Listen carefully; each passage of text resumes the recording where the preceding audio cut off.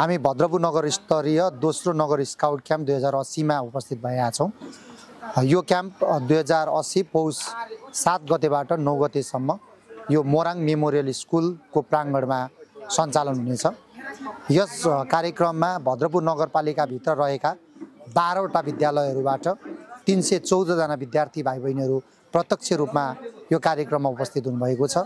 यो कार्यक्रम अवधिभर 8 वटा विषयमा प्रतियोगिता र विभिन्न साहसिक क्रियाकलापहरू जस्तै bamboo walk, omega jump, superman, tyre tunnel, tyre crossing लगायतका एडभेन्चर एक्टिभिटिजहरू सञ्चालन हुनेछन्, जसले बालबालिकाहरूको चाहिँ शारीरिक विकास गर्न मद्दत पुर्याउँछ भने 8 वटा विधामा चाहिँ हामीले प्रतियोगिता सञ्चालन गरेका छौँ, जसमा नृत्य, गायन, भजन, मार्चपास, कुकिङ लगायतका कार्यक्रमहरू यो कार्यक्रममा सञ्चालन हुनेछन्।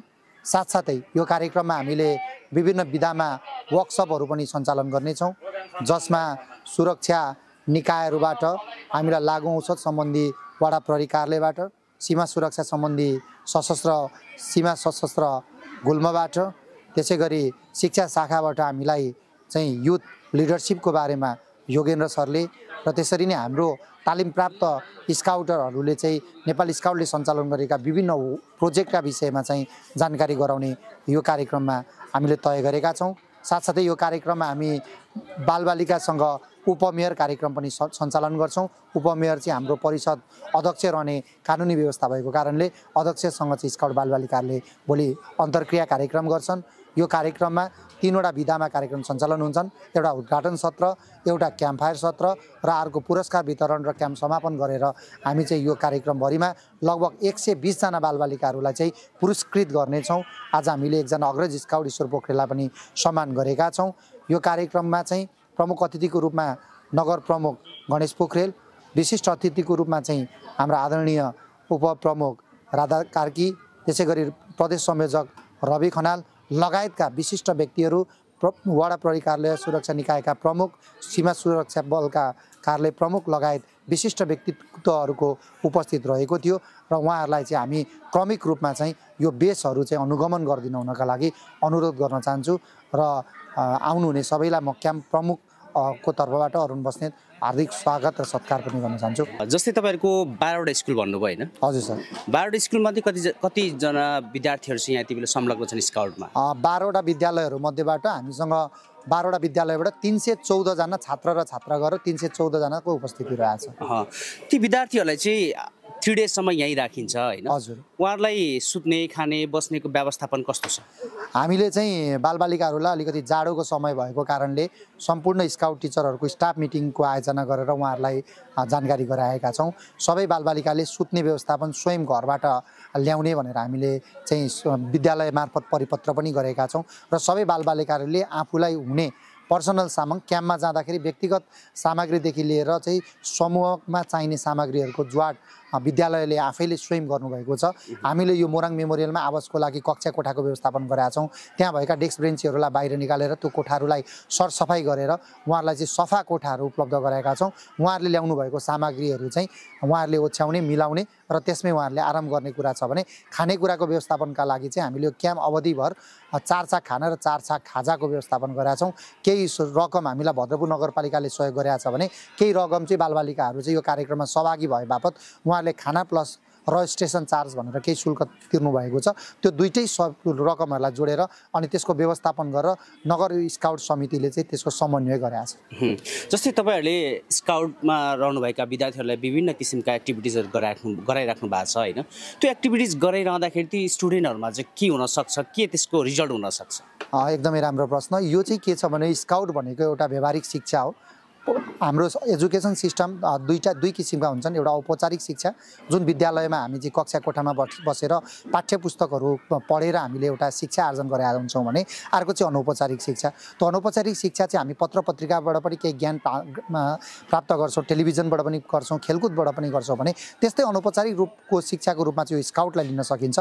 विद्यालयमा पढाइ हुने कुराहरू चाहिँ हामीलाई औपचारिक शिक्षा हो, त्यसले हामीलाई चाहिँ बौद्धिक ज्ञान मात्र प्रदान गर्दछ भने स्काउटिङ चाहिँ यो व्यावहारिक व्यावहारिक शिक्षा हो। यसमा चाहिँ आफूले आफ्नो लागि कसरी बाँच्न सकिन्छ, जस्तो सुकै परिस्थितिमा पनि आफूलाई कसरी सक्षम बनाउन सकिन्छ र भोलिका दिनमा चाहिँ कसरी आफूलाई यो नेतृत्वमा लान सकिन्छ, कसरी लिडरसिप डेभलप हुन्छ आदिका विषयमा चाहिँ हामी 11 वर्षदेखिका 16 वर्षसम्मका बालबालिकाहरूलाई यो उमेर समूहमा राख्न सकिन्छ। उनीहरूलाई चाहिँ एउटा लिडरसिप तपाईहरु चाहिँ लिडर हो है भन्ने भान पारेर उनीहरूलाई चाहिँ सिकाइन्छ, तालिम दिन्छ र त्यो तालिमको माध्यमबाट र स्काउटिङ गतिविधिको माध्यमबाट चाहिँ उहाँहरूलाई चाहिँ धेरै कुरामा पढाइका साथसाथै उहाँहरूको जीवनमा चाहिँ स्काउटिङको माध्यमले चाहिँ धेरै कुराहरू सिकाएको हुन्छ। यो नेपालमा मात्र होइन, भद्रपुरमा मात्र होइन, विश्वका धेरै चाहिँ सम्पन्न राष्ट्रहरू, यो बेलायतबाट 1907 मा सञ्चालन भएको स्काउटिङ आज हामी 2023 मा आइरहँदा यो विश्वव्यापी रूपमा चाहिँ स्काउटिङको मुभमेन्ट सञ्चालन भएको छ। यसको महत्त्व छ, त्यसकारणले बालबालिकाहरू लाग्नु भएको छ।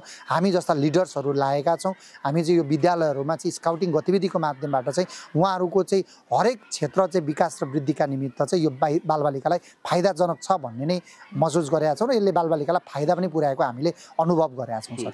जस्तै कति अभिभावकहरूले यो स्काउटको विषय नबुझेको हुन्छ हैन, नबुझेको नसक्छ, त्यसले चाहिँ कसरी प्रश्न पार्नु चाहिँ स्काउटमा लाग्न किन जरुरी छ, यो चाहिँ प्रश्न पारिदिनुस् न। धन्यवाद। यो स्काउटिङ भनेको चाहिँ एउटा शैक्षिक आन्दोलनको रूपमा लिन सकिन्छ। अघि नै मैले भने यो एउटा अनौपचारिक शिक्षा हो।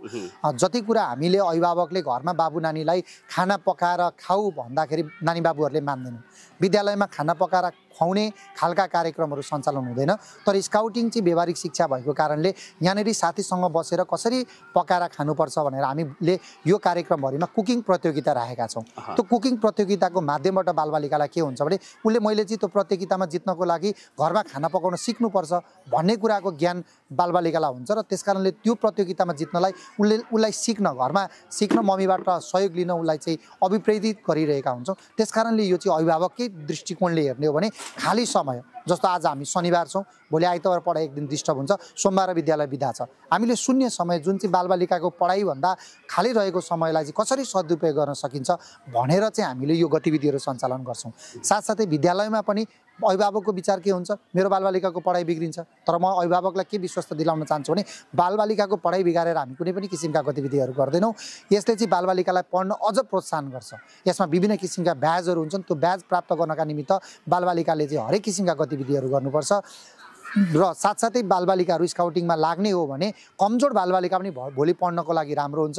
घरमा केही सिङ्को नभाज्ने बालबालिका स्काउटिङको माध्यमबाट चाहिँ तपाईँको समूहलाई खाना पकाउन सक्ने, आफ्ना स्काउट टिचरहरूलाई खाना बनाउन सक्ने, आएको अतिथिहरूसँग इन्टरेक्ट गर्न सक्ने, अतिथि सत्कार गर्न सक्ने लगायतकोमा चाहिँ उसँग लिडरसिप क्षमता हुने र भोलि चाहिँ उही सुयोग्य नागरिक बन्न सक्छ भन्ने हामीले विश्वास ल्याएको छौँ। अभिभावकलाई म आह्वान गर्न चाहन्छु। म पनि एउटा विद्यालयको जिम्मेवार व्यक्ति हुँ। मेरो विद्यालयमा कक्षा 1 देखि 7 सम्म अनिवार्य स्काउटिङ छ। त्यहाँ एक कक्षामा अध्ययनरत गर्ने विद्यार्थीहरू नै स्काउटिङमा आबद्ध हुन्छन्। त्यहाँ मेरा विद्यालयका सम्पूर्ण अभिभावकहरू खुसी हुनुहुन्छ। त्यसकारणले म सम्पूर्ण अभिभावकजीहरूलाई चाहिँ तपाईँले पढाउनु भएको विद्यालयमा चाहिँ स्काउट छैन भने पनि त्यहाँको प्रधानाध्यापक व्यवस्थापनसँग चाहिँ समन्वय गरेर त्यहाँ स्काउटिङ गतिविधिहरू बढाउने र त्यहाँ स्काउटिङको माध्यमबाट तपाईँहरूका बालबालिकामा अझ थप चाहिँ अगाडि बढ्न सपोर्ट गर्छ, त्यो कुरामा चाहिँ लाग्न म सम्पूर्ण अभिभावकहरूलाई विश्वास दिलाउँछु। जति यो प्राइभेट स्कुलहरूले मात्र यो जुन स्काउटिङ गरिरहेको छ हैन, यसले गभर्नमेन्ट सेक्टरको स्कुलहरूले चाहिँ त्यो स्काउटिङ गर्न सक्छ कि सक्दैन? यो चाहिँ सम्पूर्ण सामुदायिक संस्थागत दुवै तर्फका विद्यालयको लागि हो। यहाँ प्राविधिक कारण के छ भने सामुदायिक विद्यालयमा आर्थिकको कुरा देखिन्छ। अब आर्थिक चाहिँ लाग्दैन, तर उहाँहरूको बुझाइ त्यस्तो चाहिँ स्काउट खर्चिलो हुन्छ होला भन्ने अभिभावकको भान छ। तर म के भन्न चाहन्छु भने यो चाहिँ एउटा स्काउटको तालिम लिएको व्यक्तिले यो स्काउटिङ गतिविधि सञ्चालन गर्न सक्नुहुन्छ। स्काउटिङ गतिविधि सञ्चालन गर्नको लागि कुनै खर्च जुटाउनु पर्दैन। त्यहाँ चाहिँ अभिभावकज्यूहरूले चाहिँ एकपल्ट युनिफर्म बनाइदिए, त्यो बच्चाले कक्षा 6 मा अध्ययन गरेको विद्यालयलाई एकपल्ट युनिफर्म बनाइदिए 10 मा पढुन्जेलसम्म काम दिन्छ। यसमा कुनै अतिरिक्त शुल्कहरू लाग्दैन। यहाँ चाहिँ एकजना विद्यालयबाट शिक्षकले स्काउट तालिम प्राप्त गर्नुपर्छ र तालिम लिएको शिक्षकले स्काउटिङ गतिविधि अगाडि बढाउन सक्नुहुन्छ। तर विडम्बना के छ भने सामुदायिक विद्यालयमा कसले गर्ने त? छुट्टीको दिन शुक्रबार बिदा पछाडि को शिक्षक चाहिँ सक्रिय भएर चाहिँ त्यो गतिविधि सञ्चालन गर्न सक्छ। तसर्थ चाहिँ सामुदायिक विद्यालयमा त्यो गतिविधि सञ्चालनमा न्यूनतम आएको हो। हामीले मेयर साहबहरूसँग कुरा गरेका छौँ। आउँदा दिनहरूमा यसलाई कसरी अगाडि बढाउन सकिन्छ हामी नगर स्काउट कमिटी यसमा लाग्नेछौँ। र संस्थागत विद्यालयमा चाहिँ के हुन्छ भने आफ्नो विद्यालय राम्रो बनाउनका लागि के कुरा एड गर्न सकिन्छ, जस्तो नृत्य भयो, गायन भयो, स्काउटिङ भयो, एनसीसी भयो, हरेक एक्टिभिटिजहरूलाई एड गरेर बालबालिकालाई धेरैभन्दा धेरै सुविधा दिने र यसलाई विद्यालयलाई उत्कृष्ट विद्यालय बनाउनका निमित्त संस्थागत विद्यालयको चाहिँ मेहनत रहन्छ र उहाँले त्यो धेरै एक्टिभिटिज दिने कुरामा चाहिँ यो स्काउटलाई पनि एड गर्नुभएको तसर्थ संस्थागत विद्यालयमा स्काउटिङ गतिविधि चाहिँ छ। तर मैले जानेअनुसार म वीरेन्द्र माविमा अध्ययनरत चाहिँ विद्यार्थी हुँ। मैले 2053 सालमा वीरेन्द्र माविमा स्काउटमा जोइन गरेको थिएँ। अहिले म नेपाली स्काउटको राष्ट्रिय प्रशिक्षक हुन चाहिँ भएको छु। मलाई यो जति बनाइएको चाहिँ स्काउटले चाहिँ मेरो जीवनमा एउटा ठुलो मद्दत पुर्याएको छ, मैले त्यो महसुस गरेको छु। तसर्थ चाहिँ सामुदायिक विद्यालयमा त्यो सोचाइ छ, त्यस कारण त्यो सोचाइलाई चिर्दै चाहिँ आगामी दिनहरूमा भद्रपुर नगरपालिकासँग सहकार्य गरेर हामी अब सामुदायिक विद्यालयहरूको माध्यमिक विद्यालयहरूलाई फोकस गरेर चाहिँ यो कार्यक्रमलाई निरन्तरता दिने, उहाँहरूसँग सहकार्य गर्ने र उहाँहरूलाई सहयोग गर्ने विषयमा चाहिँ हामी अगाडि जाने कुरा म जानकारी गराउन चाहन्छु। स्थानीय सरकारबाट तपाईँलाई कतिको साथ सपोर्ट मिलिरहेको छ अहिले? स्थानीय सरकारबाट चाहिँ हामीलाई साथ सहयोग मिलेको छ। पहिलो वर्ष हामीलाई यो साहसिक क्रियाकलाप जुन अघि अहिले हामी एकछिनमा देख्नेछौँ ओमेगा र चाहिँ सुपरमेन एक्टिभिटिज त्यो खरिद गर्नको लागि 2,50,000 विनियोजन भएको थियो। त्यसपछि हामीले भद्रपुरमा स्काउटिङ गतिविधि विस्तार गर्ने भनेर तालिम सञ्चालन गऱ्यौँ। त्यहाँनिर पनि हामीलाई 2.5 लाख रुपियाँ पैसा उपलब्ध भएको थियो। हामीले त्यहाँ चाहिँ सामुदायिक र संस्थागत विद्यालयका शिक्षक साथीहरू 36 जनालाई हामीले तालिम सञ्चालन गऱ्यौँ र त्यहीँबाट पनि यो स्काउटिङ गतिविधि बढेको छ। त्यसपछि आउँदा दिनहरूमा पनि अब नयाँ आउनुभएका मेयर उपमेयरज्यूहरूले साथ सहयोग दिइरहनु भएको छ, हामीसँग कोर्डिनेसन गरिरहनु भएको छ। हाम्रो नेपाल स्काउट चाहिँ ऐनबाटै सञ्चालन रहेको संस्था भएको कारणले हाम्रो ऐनमै चाहिँ नगर प्रमुख चाहिँ संरक्षक र उपप्रमुख चाहिँ हाम्रो परिषद अध्यक्ष रहने चाहिँ कानुनी व्यवस्था भएको कारणले उहाँ हाम्रो स्काउटको चाहिँ अग्रज हो। उहाँहरू हाम्रो स्काउटको चाहिँ सदस्य भएको कारणले हामीले आज उहाँहरूलाई शपथ ग्रहण पनि गराएका छौँ। उहाँहरूलाई स्काउट युनिफर्म लगाएर शपथ ग्रहण गराएको हुनाले उहाँहरूलाई स्काउट भोलि चाहिँ समिति गठन गर्दा पनि उहाँहरू मार्फत नै गठन हुने भएकोले यो चाहिँ उहाँहरूकै संस्था हो भन्ने भान पारेर चाहिँ आउँदा दिनहरूमा उहाँहरूले अझ धेरै सहयोग गर्ने प्रतिबद्धता व्यक्त गर्नुभएको छ। हामीले पनि अपेक्षा गरेका छौँ आउँदा दिनमा अझ यो सहयोग चाहिँ बढेर जानेछ, सहकार्य बढेर जानेछ भन्ने हामीले महसुस गरेका छौँ। हस्, तपाईँको अमूल्य समयको लागि धेरै धन्यवाद सर। मलाई समय दिनुभयो, बोल्ने अवसर प्रदान गरिदिनु भयो यहाँ र यहाँको टिमलाई पनि धेरै धेरै धन्यवाद। Thank you sir.